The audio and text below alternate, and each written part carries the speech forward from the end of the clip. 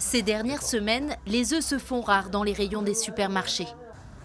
Je fais des courses dans plusieurs magasins et à chaque fois, c'est la course aux œufs, quoi. Je pense que la consommation a augmenté.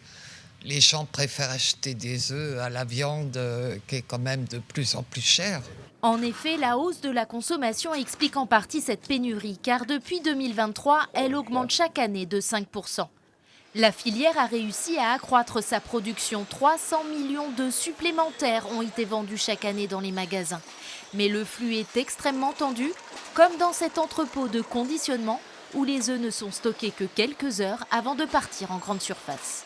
On est sur une filière en tension qui ne peut plus accepter en fait des grains de sable. Les grains de sable, c'est lesquels? Un épisode neigeux qui, par exemple, va perturber le flux logistique, et ça crée plus de tension dans les magasins. Une vague de grippe aviaire un peu plus importante, ça peut également créer plus de tension. Donc on est sous une tension qui ne nous laisse pas beaucoup de marge de manœuvre. Les éleveurs, eux, sont au maximum de leur production. Avec ses 13 000 poules, Pauline produit 8 000 œufs que son intermédiaire vient chercher désormais chaque jour au lieu de 2 fois par semaine. Elle regrette les lenteurs de l'administration pour aider la filière depuis l'interdiction des élevages en cage en 2012. L'État français bloque un petit peu les dossiers, notamment de subventions, etc., pour l'aide à l'aménagement et à la transformation et à la construction de poulaillers depuis quelques années.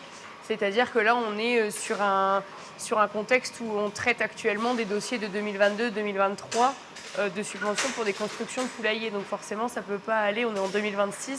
Ça fait 3 ans qu'il y a des personnes qui ont déposé des dossiers, qui n'ont toujours pas de retour. Pour répondre à cette pénurie, la ministre de l'Agriculture vient d'annoncer un allègement des contraintes d'installation et un objectif de 100 élevages supplémentaires d'ici 2030.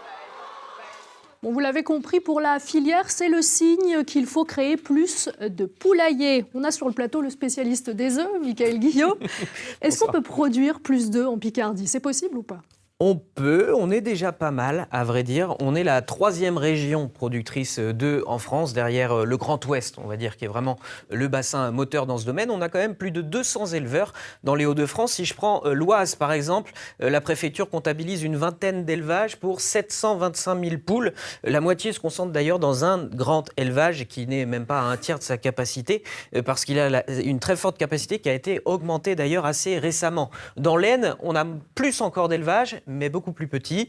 Et on a 5 projets qui sont en cours d'examen, 5 dossiers qui sont étudiés par la direction départementale de protection des populations. Au niveau national, l'interprofession me dit qu'une centaine de nouveaux élevages devraient voir le jour en 2026 en France. Les agriculteurs s'y intéressent pour compléter leur activité, mais ça prend jusqu'à 2 ans, souvent selon l'acceptabilité des riverains, parce qu'on sait, les poulaillers, ça peut créer des nuisances et ça dépend surtout du type d'élevage. Vous savez, on les reconnaît au code qui est inscrit sur l'œuf, l'élevage en cage, au sol, en plein air, avec un accès au plein air, un parcours, et puis l'élevage bio, c'est à peu près la même chose, avec encore plus d'espace et une nourriture différente. L'élevage en cage, en fait, plus personne n'en veut.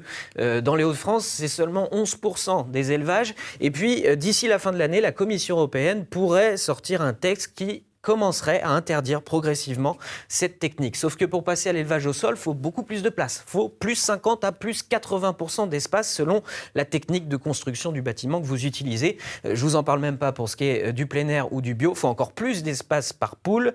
Et puis, bien sûr, cet espace extérieur. L'enjeu, c'est que on n'est plus autosuffisant. Avec cette augmentation de la demande dont on a parlé depuis 2022, on ne produit plus assez d'œufs pour nourrir les Français. En 2025, ça s'est encore dégradé. On était à 95%, d'où du coup des importations. La crainte de l'interprofession, c'est qu'on en prenne un peu trop l'habitude.